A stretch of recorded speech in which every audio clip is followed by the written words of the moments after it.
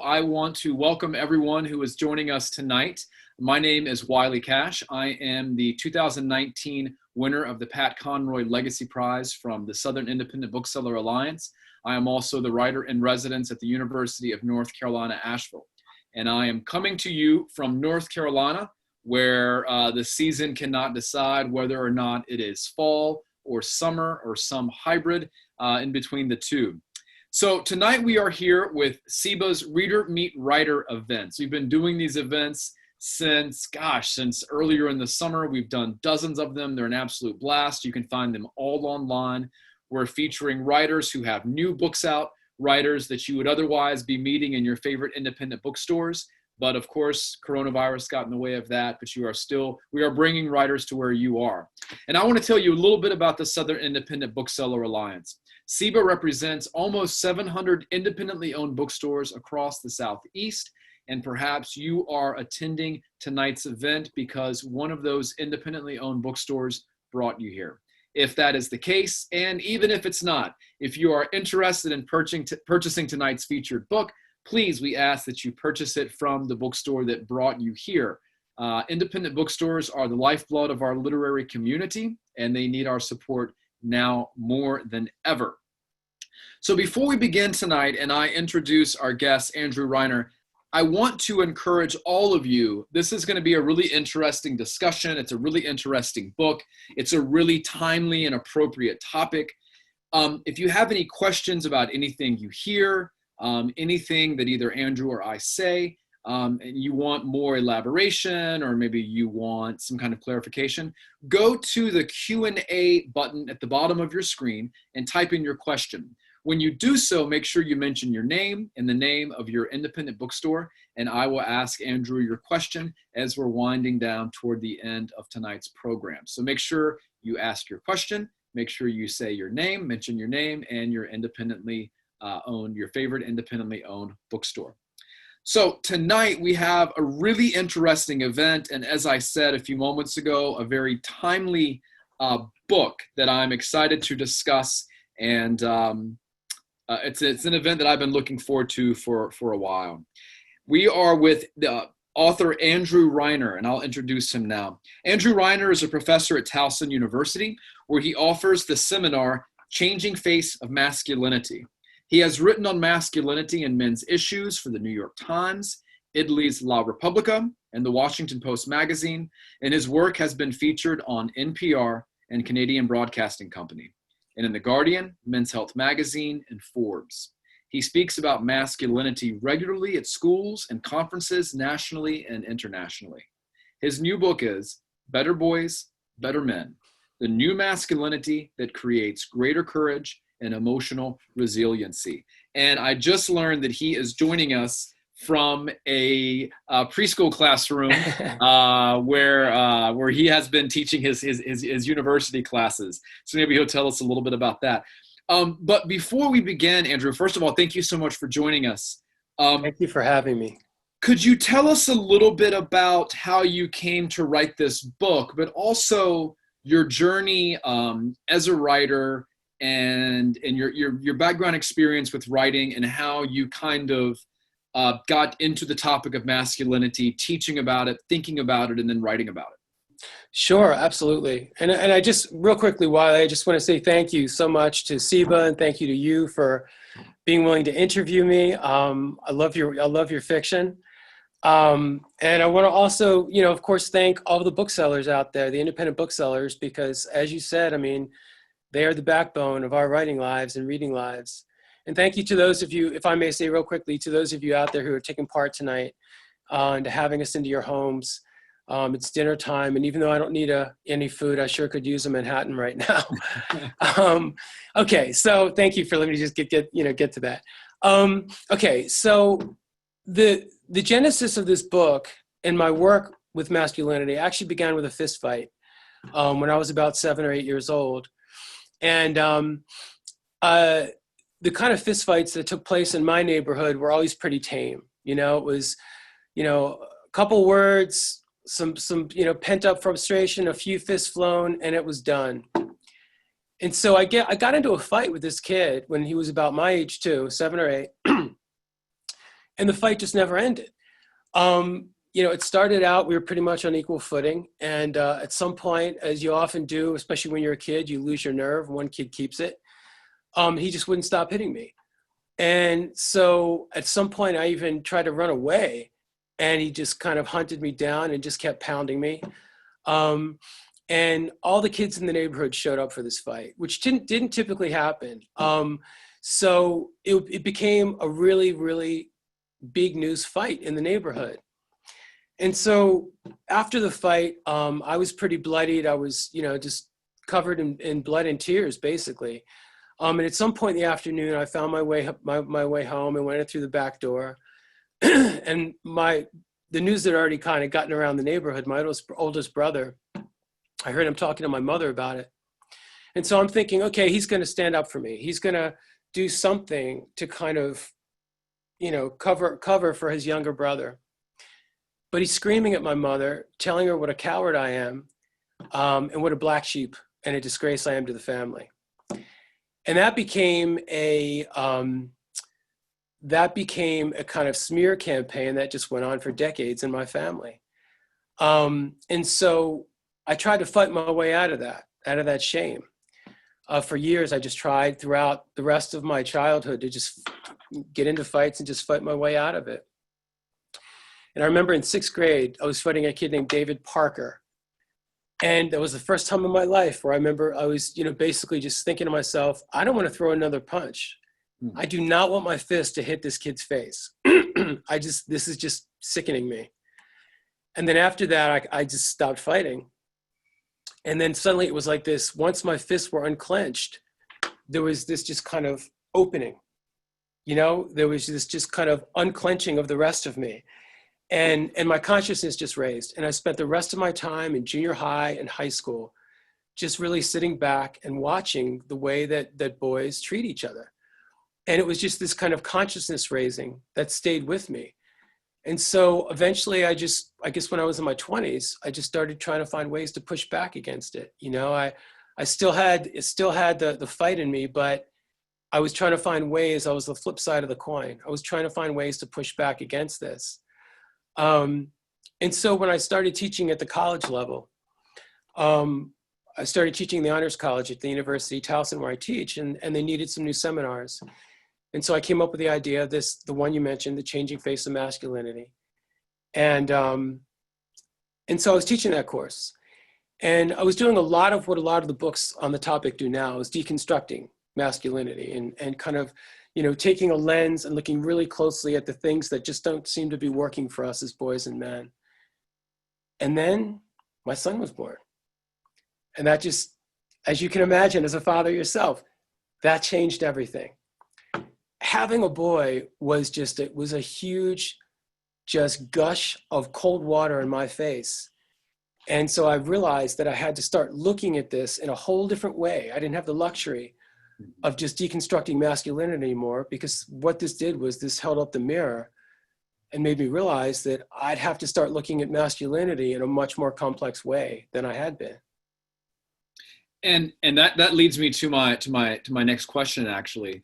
So with your book, and I want to go back to storytelling in a moment, because that was an incredibly well put story to start us off.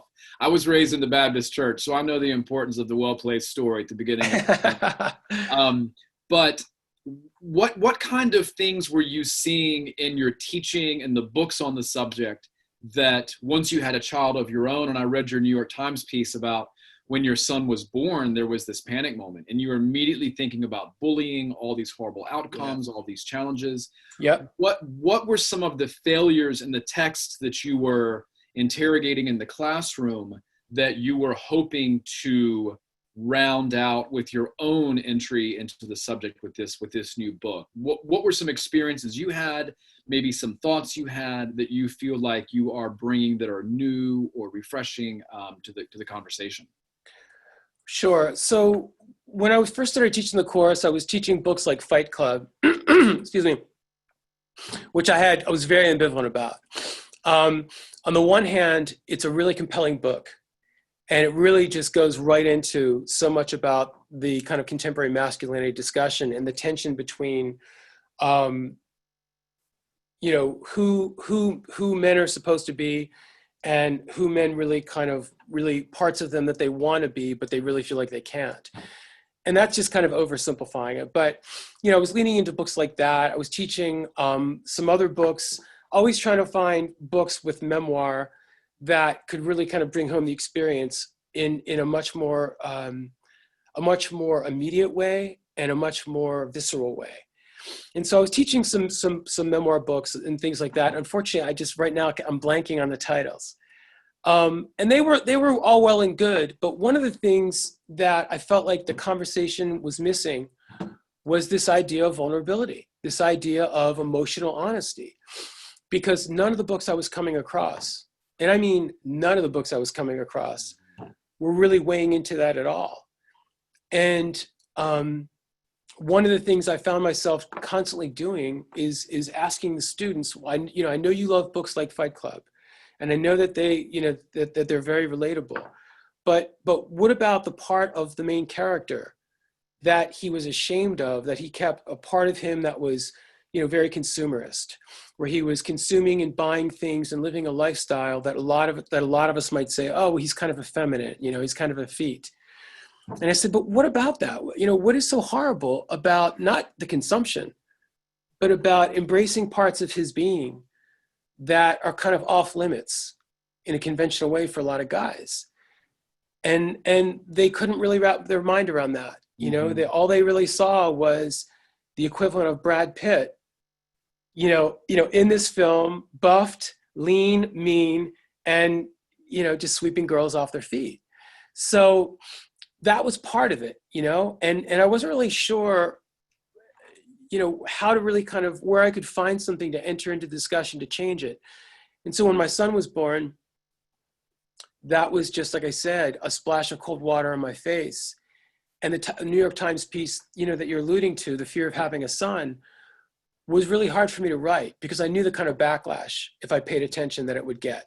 I mean, clearly, I just knew that was going to be a ton of backlash. But I think this is a really important thing to look at, which is this idea of, for a lot of us, there is ambivalence about having a son. And the way that a lot of boys, and I noticed this from teaching, I taught middle school for a while, the way that we encounter boys, there are prejudices that we bring into the classroom, or that we bring into our awareness of just kind of boys will be boys, that some of us really are uncomfortable with. And that some of us that had passive trauma with this, we have a hard time reconciling that. And I wanted to try to find a way to kind of further the conversation and see how I could reconcile that and take the students on that journey too. I love how you put the idea of reconciling those two halves. And Fight Club is obviously a book that where a character has this bifurcated identity of masculinity, and then this more feminine identity that you referenced. And I'm wondering if some of the other books, when I was teaching at a little liberal arts college in West Virginia, we would teach a January term every year. And one year I taught one on masculinity, and I never interrogated masculinity the way you're describing or the way you do in this book. But we didn't read Fight Club. We read The Last American Man, Elizabeth Gilbert's book. Into the Wild. We read Song of Solomon by Toni Morrison, which are all books where the characters never stop and interrogate their own masculinity. Neither do the writers. Elizabeth Gilbert does not, and John Krakauer very much does not. It's just this straight ahead, barreling down the tracks portrayal of the reaches of American masculinity. What do you think it is? And Song of Solomon, written by a woman, obviously, Toni Morrison, is one of the most masculine books I've ever read. What do you think about it? What do you think it is about American masculinity in particular? Is it the cowboy? Is it Lewis and Clark? Is it astronauts? What is it that makes us reach so much for this grand ideal? I mean, it's, you look back, so much of it is rooted in our history. It's when de Tocqueville came over here from France in the 1830s and was giving this brilliant take on traveling around the country, as a French young man coming here to see what this American experiment was all about. he was observing and the way that Americans, one of the things he was so prescient in observing was the way that Americans just pulled themselves up and even though that they did help each other out, there was some degree of kind of this collectivism in rural environments. It was very much this expectation of the individual going it alone. Mm-hmm. Everything about our history speaks to that. And the expectation is, for immigrants coming here throughout the centuries, the subtext is you can come and recreate yourself. And what that speaks to is this idea of you do it on your own. It's that mythology that you can come and reinvent yourself. And that's a great mythology to have if you want to start over and you didn't have that opportunity back home. But what's part and parcel of that is it's going to encourage a rugged individualism. And so when you talk about the cowboy, I mean, that's just clearly that's the classic embodiment that we still have. And so, there are some good parts of that idea, excuse me, of the individualism, but our economy speaks to that as well. And I won't get, off the rails into economy, but so much of the kind of market capitalism we have encourages that. And I'm not sure it's a chicken and egg thing, whether it's the economy that influences or it's both kind of influence each other.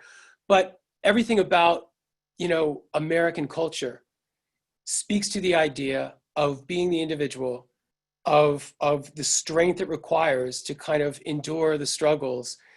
And one of the things that's always missing from that is collaboration, is the idea of people supporting each other.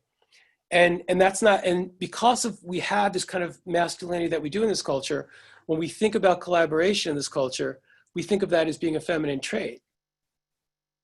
Yeah, and I do appreciate that you brought capitalism into the conversation, because I do feel like capitalism in America, if you ever interrogate capitalism or masculinity, there is societal and political danger and pitfalls in interrogating both of those things, because they are so definitive. We are led to believe they are so definitive of the American dream, of the American identity, that capitalism must run unchecked and that masculinity must also run unchecked. That's right. So with that in mind, how did you position your book to really interrogate? What are some new ways of seeing or re-seeing or reimagining masculinity, checking masculinity, redefining masculinity? What are some topics you cover in the book? Okay, so just as a footnote, I did actually have a section where I was kind of trying to frame, our idea of market capitalism. And I know that it's verboten, right? As you said. And I did, and it was taken out. And I wasn't going off the rails with this political discussion where I didn't belong. I was just making the connection. I think it's a great connection to make. I'm glad you did. Thank you for acknowledging that. But it's where I really wanted to take the book was I really wanted to, when I set out to do this book, I said to myself, I cannot do this book if I don't feel like I'm taking the conversation in another direction. So much of the conversation has been for a while now about, as I said, the same place that I was coming from, just endlessly from every angle deconstructing American masculinity. And I do think that serves a really important purpose. I do think we need to hold American masculinity's feet to the fire. That said, one of the things I also realized, and I realized this first by teaching this course, is that what was missing from the conversation was curiosity, was context, and a degree of compassion and empathy. And those are the things that I felt like when I do this analysis, I've got to bring those things into the conversation, because I feel like one of the things I talk about in the book is how American masculinity, for boys and for men, not just for men, is really static. It's kind of stuck. And one of the things that I think that in that vein that we really need to do is look at it in a way where we're not just finger wagging. Because one of the problems with the way that we've been deconstructing masculinity is that nobody ever changes. People don't change from, people who are intractable and are on the defense don't change with finger wagging. When we look at a lot of the white supremacists out there, wagging our fingers and, and moralizing at them is not going to change their position. When men feel threatened, they dig into what they know. And so I'm not saying that we should make excuses ever for people, but what I'm saying is that we need to also step back and look at this with more context and curiosity and compassion. So that was why when I was thinking about the book, I thought I wanted to look at the biology and the neurology of masculinity. That's something nobody really has done yet. Because I feel like so much of the discussion is still, when you talk about men are from Mars, women are from Venus, the brains are just different, end of story. And as it turns out, they're not at all. 98% of the human brain is a mosaic, that there's shared traits amongst most human brains. I wanted to look at the myth of testosterone, because as it turned out, the way that we view testosterone in this culture, which serves traditional masculinity, is not the way that we thought of it. So I wanted to really examine this idea of testosterone and see how much of this really does inform this idea of kind of traditional and hypermasculine masculinity. I really wanted to take on the idea of competition. You and I were just talking about the idea of our form of capitalism in this culture. Well, it's competition run amok. And so that's another topic, Wiley, that we really don't examine. We really don't have carte blanche to say, let's re-examine the way we do competition in this culture. And you have to, when you talk about masculinity, because one of the things I wanted to explore was the role of competition in the way that boys are taught to relate to each other. Because that's a much more nuanced, complex dynamic that we really don't look at. And that informs the reasons why guys have a hard time relating to each other. That's a big part of it. I wanted to look at sports with competition, especially through the lens of football. And I know I'll get a lot of blowback for that, but I feel like, you know what? If I'm going to be looking at another aspect of this, which is competition that we really don't look at, it's really hard not to look at some of these contact sports and the way that they've kind of morphed into not just competing to win, but dominating. Mm-hmm. And the role of domination in our culture today, and how that is kind of taking us down a very slippery slope in boys with sports. I wanted to look at men and their relationships, because I really wanted this to be an arc of in utero through middle age and the places that it's hardest for boys and for men. And so I wanted to kind of frame it. That's the framework, is basically cradle to middle age. And then I wanted to look at what gets in the way for men. And for men, and to a large extent, by the time we're middle-aged, it's our inability to relate, to connect, and the isolation that results from that. And so those are some of the main things that I wanted to look at, that I feel like the things that are really getting in the way for us. And again, I can't emphasize this enough. I try to do it in a way that I'm deconstructing, but I'm also constructing. Sure. I wanted to find a phoenix to come out of the ashes, because all we do is put a torch to masculinity. Mm-hmm. And I wanted to find that phoenix through the ashes. And that's the stories of the boys and the men that are leaning into a form of emotional honesty that is giving them the kind of resiliency that so many of us lack today. Yeah, absolutely. And before I ask my next question, I want to encourage folks, if you're watching this and you have questions or insights or comments or needs for clarification, please go down to the Q&A button at the bottom of your screen, type your question in there for Andrew, and I will feed him your question. Make sure to mention your name and your home bookstore when you do that. So Andrew, going off what you said about not burning it down, where do you see the contemporary conversation of masculinity? And, not to get, political, but whatever, that's what we do as writers. We are stuck in a really defining moment of toxic masculinity is such an overused term, but we see it with the Proud Boys trying to kidnap the governor of Michigan, this strong, independent woman. We see it with the ways in which maybe a vice president tries to talk over a female vice presidential candidate. We are in a moment that is defined and limited by masculinity, and the urge, and myself included, is to burn it down, is to try to shout it down and stop it. But there are other approaches, so what kind of things do you see in our contemporary moment that are specific that we're going about tackling incorrectly? Incorrectly, Wiley? Yeah, incorrectly. Okay.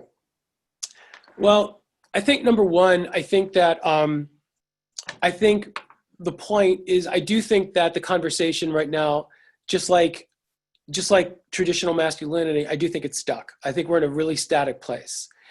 And one of the things that I've been trying to do, I've been doing some pieces for the New York Times. And one of the things that I always try to do in these pieces is take a more nuanced approach. I'm trying to move the conversation out of the muck, where we're just kind of, heaping endlessly on all the things that are wrong with men. And again, I do a lot of deconstructing in the book, and I've done it in all the pieces I've done for the Times. I agree with you. I think there's a lot that we need to change that's only going to help boys and men and the rest of us. But I do feel like there's very little nuance to the conversation we're having about masculinity today.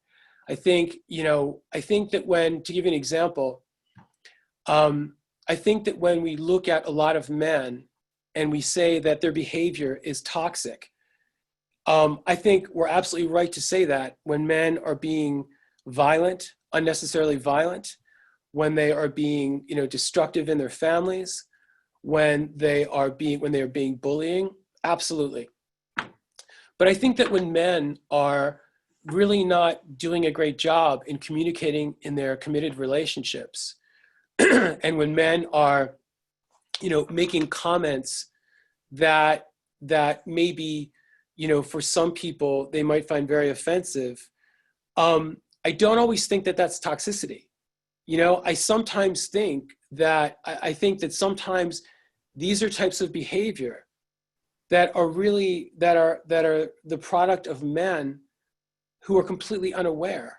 Mm-hmm. And to sit there and to say that, well, we should just be shaming them, again, as I said earlier, finger wagging doesn't inspire or motivate people to change. Mm-hmm. It makes them feel shame. And when men feel shame, what they do is they internalize that and they act out on that. It gets externalized in more destructive ways. So when we talk about men, being toxic in nonviolent ways, it's a lot of times it's behavior that I really don't think is toxic. And B, it's just really examples of a kind of static script mm-hmm. that they're still following that they're just not aware of. And a lot of them are sometimes well-meaning men I interviewed in this book, to give you examples of a lot of well-meaning men who, did what they often do when men are kind of with their backs against the wall. That's when they finally start to realize that they need help. That's mm-hmm. what it takes for most men. And so these guys, for instance, their wives were threatening to leave them. And quite a few of the men I interviewed said, that's what got me into therapy. And then they suddenly just had these big aha moments where they realized, I didn't know that this was a problem. I didn't realize that I did not have really language for the way that I was feeling. And so I think that when we look at men and we shame them or blame them for not having access to something that we've never given them access to, I think that that's unfair. And I think it lacks the complexity of what the real problem is. Mm-hmm. We have some questions coming in, but to the point you just made, to tell a quick personal story. Once my wife and I went to see the musician Nico Case. I don't know if you're familiar with her music. We saw her in Asheville, and she's this very feminine, powerful female singer-songwriter, and the audience was 99% female. I was there with my wife, and I love Nico Case's music, and there was such energy and such power in the room. And we were riding home in the Uber, And I was telling my wife, I said, that was such an amazing experience for me as a man to be surrounded by that much feminine female power. And it was just amazing. And she said, Wiley, I'm a woman and we have 2 daughters at home. And even our cat is female. But perhaps if our daughters and I carried microphones and guitars, you would always feel that way. And to your point, having daughters does force me to constantly discern my direction, my intent. What am I saying? Why am I saying it? Am I saying it automatically? Am I saying things thoughtlessly? Am I acting out thoughtlessly, automatically? And it is a daily assessing if you're willing to do that. And it's uncomfortable and awkward. And sometimes I do feel withdrawn and do feel, disconnected because I'm embarrassed by the things that I've done or said to them, as young children. Sure. Yeah. And let me just say, to kind of comment to that, Wiley, for what it's worth, I completely agree with what you're saying about the idea of constantly checking ourselves. I guess the point I was trying to make was to speak to, the question that, what are we not getting about men right now in the conversation? And I guess the point I was trying to make is that, I do think we need to be checking ourselves as men, especially. I absolutely, completely agree with that. And I also think that there's aspects of masculinity that we are quick to kind of put the match to that aren't always behaviors of men or ways of being that men are aware of and that they really understand even why they're doing it. Mm-hmm. That's what I mean about the curiosity. It's the idea that there's more complexity here. And that's really what I'm trying to do is taking, like I said, the conversation forward. And the idea that, boys and men, what they really need today is an emotional resiliency that so many of us lack. That really is what they need, to get them stuck out of the dysfunctional behaviors, that are happening in school, that are happening in unemployment, that are happening with opiate overdose and addiction and alcohol and suicides. These all have that common thread of there's a lack of resiliency. And we tend to think of boys and men as being, tough and resilient, but we don't live in the world that our fathers and grandfathers and great-grandfathers lived in anymore. And so the skill set that we need that you're talking about, right, mm-hmm. works, that helps us thrive. But what we need to understand is that that's what will give boys and men the emotional resiliency they need just to keep pace with girls and women, just to thrive. And that's what I feel like is missing, is that idea of there is an emotional resiliency that we're lacking, and it speaks to the epidemics that are happening for boys and men. It's so interesting what you just said about we're not living in the world that our fathers and grandfathers lived in. And I want to get to the questions in a moment. I'm going to stop hogging you in a second. But I was raised, my dad was a pretty traditional, worked out of the house. My mom was pretty much home. She also had a job. And, my wife and I both work from home. She's a photographer, I'm a writer, and we're home a lot. And, I imagine you might be in a similar situation.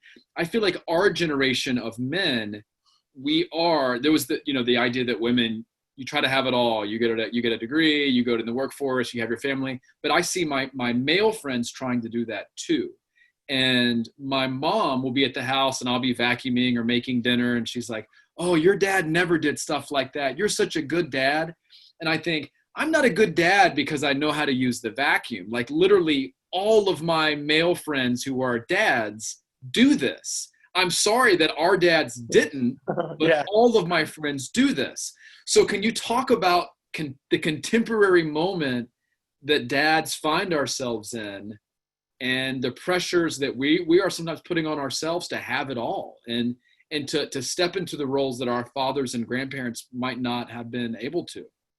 Well, you're right. It is a pressure. It is. For those of us that care about this kind of thing and that really think about this kind of thing, it is a pressure.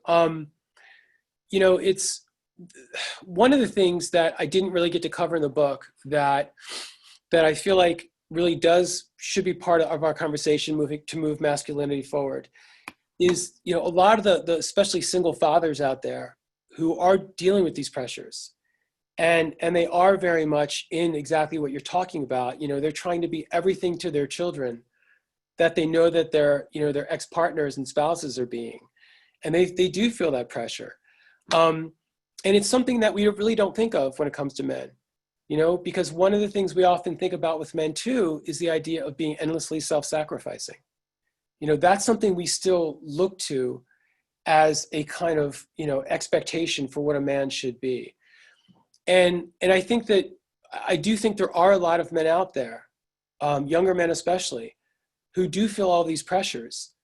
But one of the things they feel like they can't do is talk about in any kind of public way that they feel these pressures.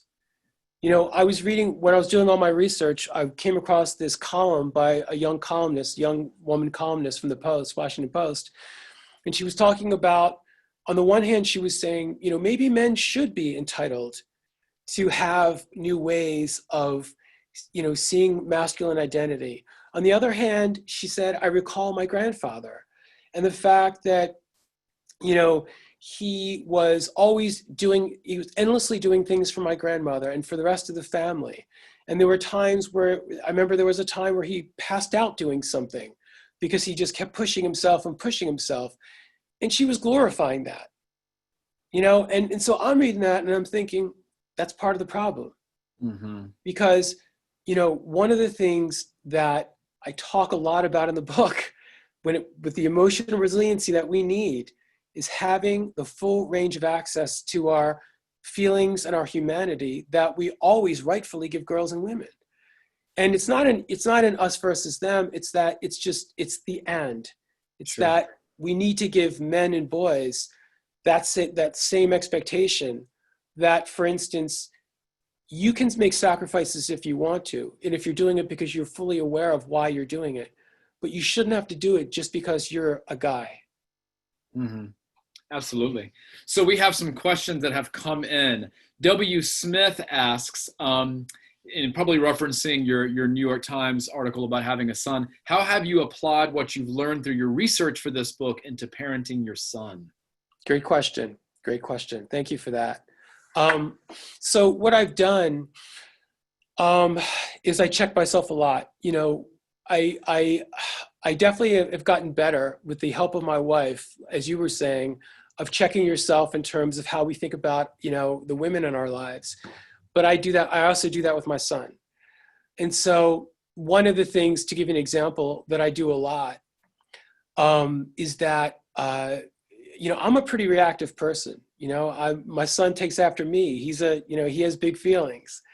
And so one of the things that I have to do in my home, if I tend to be a little reactive with him, and saying something in a way that, maybe I would say in a tone that maybe is unnecessary and that I would use, with somebody else who's older. One of the things that I do is I'll wait a couple minutes, give myself a couple minutes to cool down, and then I will go back to him and I will explain to him why what I was really feeling. And it wasn't just anger. I will tell him exactly what I was feeling. I was afraid that you were doing something that was going to get you, that was going to get you into trouble, or that you were going to get hurt. I was afraid, and it's okay to feel afraid. Or I would tell him that I was getting really frustrated because you weren't listening to me. And if I apologize, if I overreacted. So one of the things that I am still wrestling with myself is my reactivity. But one of the things that I can change and I can own up to and be much more accountable with my son and everybody else in my family is going back and saying, I'm sorry. Mm-hmm. And this is what I was really feeling. And this is where that was coming from. And it's important that you know that. And you know that I'm also sorry. So that's one of the things that I've been working really hard on, is showing up for my son in ways that I hope he understands. I'm trying to also model for him, not reactivity, but I'm trying to model for him cutting through the excuses of anger and frustration and getting to the crux of what it is that we're really feeling, mm-hmm. and leaning into that and going back and working from there and having a conversation. That's fantastic. That's great advice.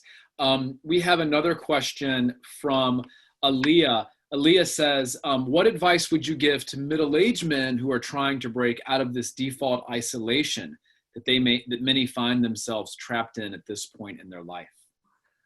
Yeah, another great question. And that's actually something I'm working. I talk a lot about that in the book, in the chapter on men and relationships. I'm actually working on a piece right now about that for the Times. Men need the same kind of emotional network / safety nets that women have.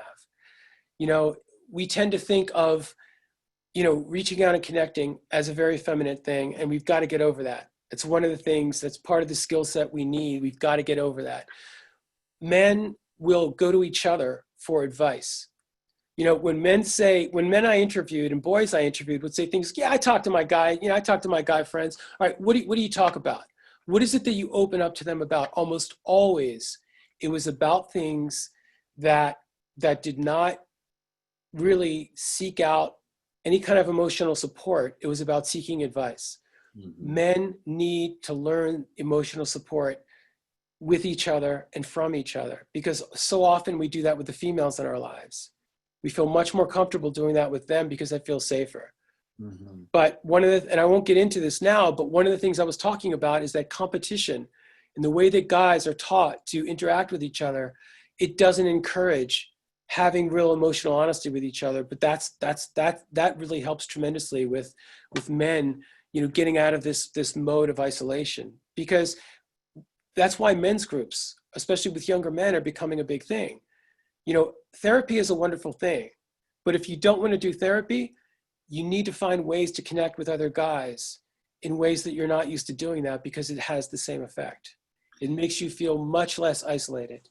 Well, speaking of competition, the final question that we're going to have time for is from David. Bookmarks in Winston-Salem is his store. He asked, do you discuss the business environment that is male-dominated and really run by intimidation and competition, and how that teaches the people in the work environment that that are being mentored to be competitive in a work environment, to crush the competition? Do you talk about business in the book and the role of men in business? I don't. I was originally going to have a chapter on that, and I made the decision to take it out for a few reasons, but I can speak a little bit to that. That is something very much that is the reason that so many women struggle in the workplace, and that one of the things you'll often hear from women is that, they'll feel like they can be themselves in so many other environments, but they can't be themselves in the workplace because they're still beholden to this old boy network kind of mentality of that. You've got to toe that line, and you can't show any degree of vulnerability. And there's something, I think we're kind of on the cusp of hopefully, getting beyond that at some point. Not that people clearly, we don't want to have office places where people are just running around crying all the time. But that said, there does need to be, other aspects of our humanity brought into our work if we're going to be expected to stay in the workplace longer and have to be in environments that are more a part of our lives. More of our humanity has to be brought into that. And that absolutely is a problem. And I do think that as we get more women executives in the top places, I do think that as they're breaking that glass ceiling, I'm hoping, very much hoping, that they will kind of change the paradigm, and that will start to change a little bit, because I think that would only be a good thing for business and for the rest of us. Well, thank you so much, Andrew. This was fascinating. I feel like I could talk to you all night. I'm sure you want to eventually leave the classroom and go home. So I love it here. But if y'all heard some things that interested you tonight, please buy Andrew's book, Better Boys, Better Men, The New Masculinity That Creates Greater Courage and Emotional Resiliency, from the independent bookstore that invited you tonight. Stay tuned. We have more of these Reader Meet Writer events coming up in the near future. And certainly after the holiday break, we will have many, many more of them. So Andrew, thank you so much for being with us tonight. And thank you to everyone out in the audience. Y'all asked some great questions, and it was a blast. Absolutely. It was wonderful to be here again, Wiley. Thank you so much for your wonderful questions. And thank you for everybody for being here. It was an honor. Thank you. Yeah. Buy the book. Yeah, absolutely.